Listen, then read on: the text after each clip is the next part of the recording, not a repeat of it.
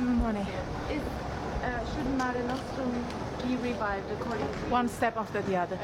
Okay. First of all, as you know, I decided to put as a first item on the agenda this morning the situation in Libya that was already foreseen on the agenda of our works today. The last Foreign Affairs Council, I was tasked with the plan of developing options for European Union to assist transition in Libya, to support the efforts of the UN in finding agreement on a government of national unity, and to start very concrete planning on how the European Union can support a future government of national unity. Now, after what happened in the Mediterranean the day before, the night before the previous one, I felt it was our moral duty to concentrate also on our responsibility as Europeans to prevent this kind of tragedies to happen again and again. You might remember that just a month ago I was putting migration for the first time after 10 years on the agenda of foreign ministers, and we agreed on that occasion that we needed to have a joint ministerial, foreign ministers, interior ministers. I'm happy to say, if there is anything to be happy about it, that we are having this finally today.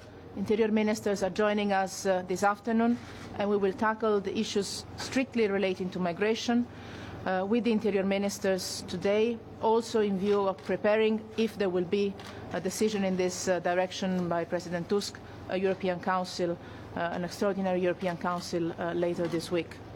I will talk to President Tusk during the day and we will evaluate the situation. Let me say that the main issue here is to build together a common sense of European responsibility on what is happening in the Mediterranean, knowing that there is no easy solution, there is no magic solution, but there is a responsibility that we have to exercise together as Europeans and in a consistent and coherent way. So we have foreign policy instruments we will discuss with foreign ministers, starting with Libya, obviously. But there are also responsibilities that are not in the hands of the foreign ministers, are in the hands of the interior ministers and of the heads of state and government. That's why we'll start coordinating with the interior ministers also on those, namely the presence at sea, namely the sharing of the responsibility in welcoming refugees and migrants. These are issues that we will discuss this afternoon. But let me also say that we will also have other issues on the agenda today with the foreign ministers. We decided to have a strategic discussion on Latin America. I know it sounds strange, with so many crises around us, to focus on something that looks so far away, but let me say that it's 6 years now that the Foreign Affairs Council doesn't discuss Latin America and its relation with the European Union. With all the developments that we see in Latin America and in the Caribbean, I think it is our specific interest as Europeans to build on an historic, cultural, and political and economic also relation we have with that continent and not to miss opportunities for the future relations with that continent. We will also work on Yemen. I will also report about the Iranian talks we had last month. And last but not least at all, the day will continue with a meeting with the foreign ministers of our eastern partners in view of the Riga summit. So we will also look at east of our borders. As I always said, we have not the luxury of choosing where we look, south or east. The important thing is that we do that all together as Europeans, both when we look south and east. About Yemen, please. What kind of reaction do you have concerning the military operation led by Saudi Arabia? We are working on Yemen, first of all, increasing the humanitarian assistance.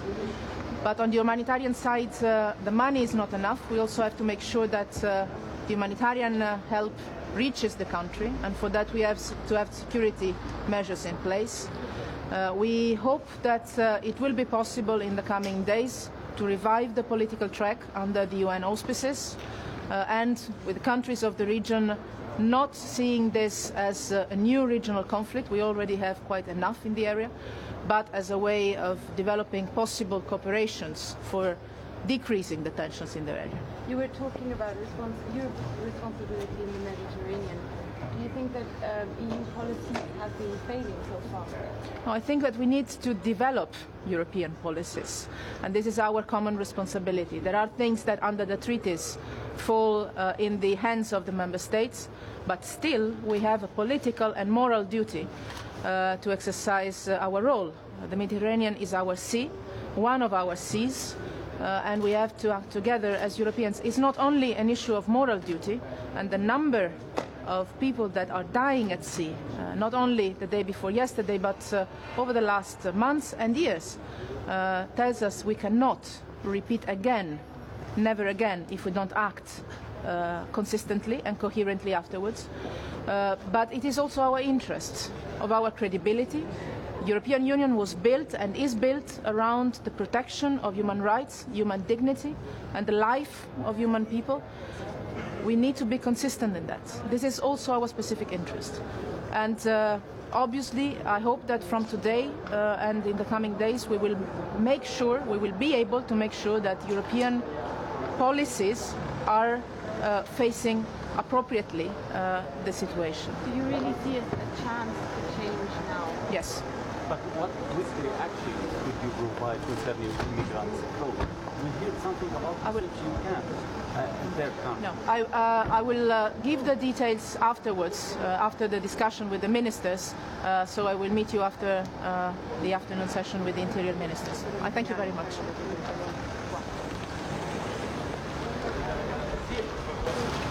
Nelle proposte di oggi è prevista anche, come dire, in qualche modo un'azione militare, anche se non riconducibile a una missione di guerra, ma piuttosto a una missione di pace, come una sorta di blocco navale?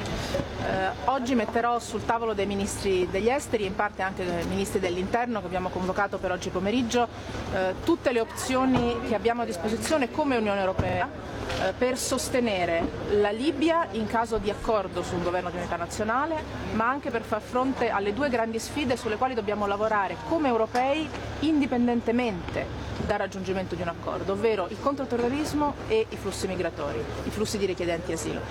In questa pluralità di strumenti ci sono anche strumenti che riguardano le politiche di sicurezza e di difesa europea, il che non significa avere iniziative militari, ma avere una componente di sicurezza e di difesa sulle opzioni che sono in campo.